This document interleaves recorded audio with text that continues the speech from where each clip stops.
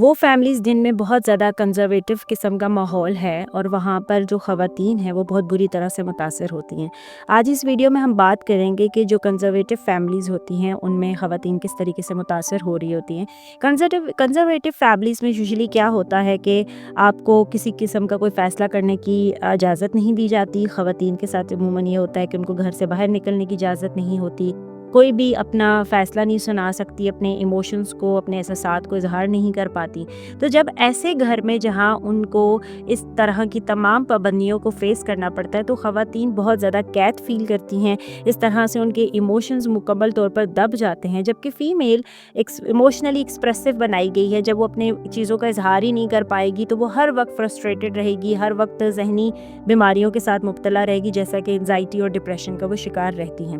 جن گھروں میں کنزرویٹو ماحول رہتا ہے ان میں یہ چیز دیکھی گئی ہے کہ جب وہ خواتین کہیں پر بھی باہر ایسے لوگوں کے ساتھ ان کا ملنا ہو جاتا ہے جو ان کو ذرا سا اٹینشن دیتے ہیں یا ان کو سن لیتے ہیں، انڈرسٹینڈ کرنے کی کوشش کرتے ہیں، تو عموماً دیکھا جاتا ہے کہ وہ وہاں پر